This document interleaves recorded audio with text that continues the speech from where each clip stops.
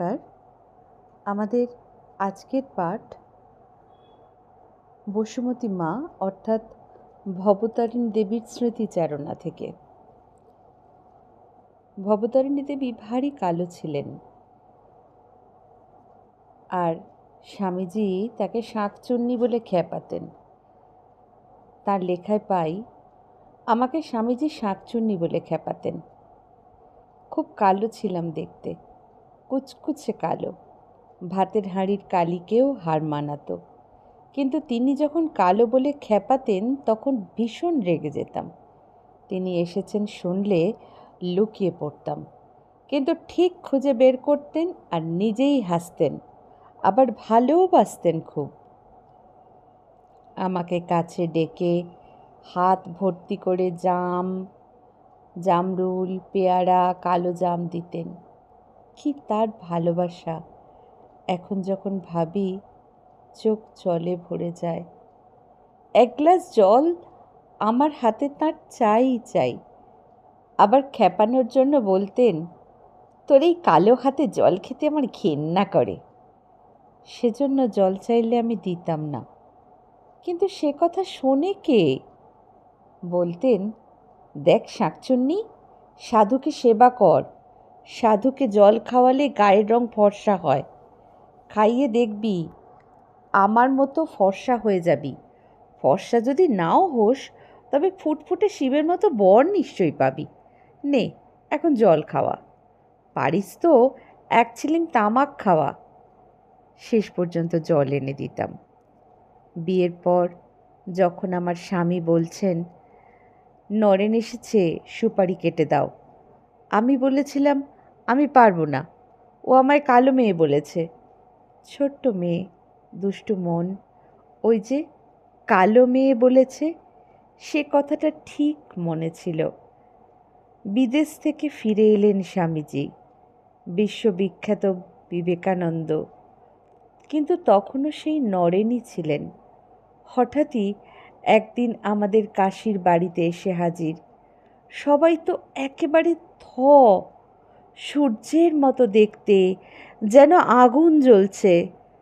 যারা তার সঙ্গে এসেছিল তাদেরকে বললেন, তোমরা সব যাও, আমি আজ এখানে থাকব।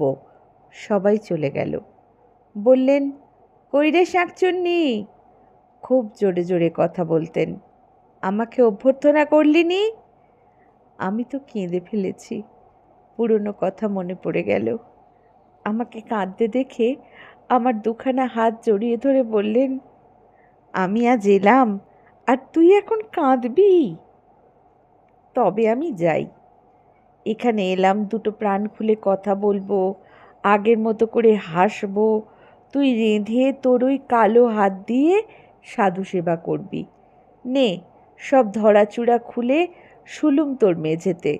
আগে তো এক ছিলিম তামাক খাই, পরে অন্য কথা।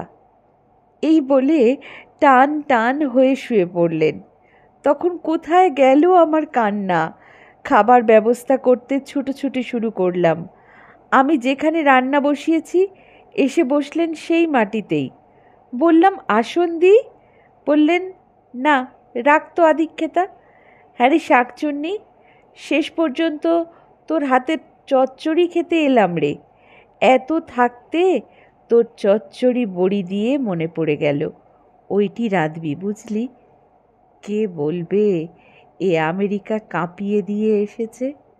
আমি যতই বলি ওপরে গিয়ে বস না, বলেন, সে কি রে, আমি কি তোর শ্বশুর ঘরের লোক যা অমন করছিস? একটা গান করি, বাদ্যযন্ত্র কিছু আছে? আমি বললাম, আমি কি ওসব নিয়ে এসেছি নাকি? তবে থালাটা দে। থালা বাজিয়েই একটা গান ধরলেন। সে যে কি মধু, কান ভরে আছে এখনো। গান ধরেছেন, শ্যামা মা কি আমার কালো রে, কালো রূপে দিগম্বরী, হৃদপদ্ম করে আলোরে। আর কি হাসি বাবা, কি আনন্দই না ঝরে পড়ছে। আমি তো নাচছি, ওই গান শুনে উঠে পালাচ্ছি। তখন বললেন, তবে অন্য গান শোন, ঠাকুরকে যে গানে মুগ্ধ করেছিলাম সেই প্রথম দিনের গানটা করি। মনো চলো নিজ নিকেতনে, সংসার বিদেশে বিদেশির বেশে ভ্রম কেন অকারণে, মনো চলো নিজ নিকেতনে। একটার পর একটা গান গেয়ে চললেন। রান্না হলো, স্নান করতে বললাম। নিচে গিয়ে নিজেই কুয়ো থেকে জল তুলে বেশ করে স্নান সারলেন। শাঁকচুন্নি দে, এবারে সামনে বস, সাধু সেবা কর, চচ্চড়ি দে, ছোলার ডাল মোটা করে রেঁধেছিস, বাহ, তোর তবে মনে আছে আমি কি চাই। আর মুখে দক্ষিণেশ্বরের কাহিনী, ঠাকুর কেমন করে গাইতেন, নাচতেন, আবার রেগে গিয়ে বকতেন, তারপরই হাত ভর্তি প্রসাদ দিতেন, এই সব। তারপর মেঝেতে শুয়ে ঘুম। বললেন, ডাকিসনি? লম্বা ঘুম দিয়ে বিকেলে উঠে বললেন, ওরে শাঁকচুন্নি, অনেক বছর পর এমন ঘুম ঘুমালাম, অনেক বছর এমন ঘুম ঘুমোয়নি। সন্ধ্যা কাটিয়ে চলে গেলেন। আমি দু চোখে ওর পথ চেয়ে রইলাম। বললেন, একদম মন খারাপ করবি নি। তোর কিসের দুঃখ? তোর ভাবনা তিনি, তাঁর ভাবনা তুই। ঠাকুর তোর পা ছড়িয়ে কান্না ভালোবাসতেন, তোকে খেপিয়ে কাঁদাতেন, আজও তাই। তুই পা ছড়িয়ে বসে কাঁদিস। দক্ষিণেশ্বরে ছোটবেলায় কাঁদিস তোর নিজের জন্যে, এখন কাঁদিস তার জন্য। নিজের কান্না আর্তনাদ, ঈশ্বরের জন্য কান্না তার গুণকীর্তন। জয় ঠাকুর, জয় মা, জয় স্বামীজি। নমস্কার।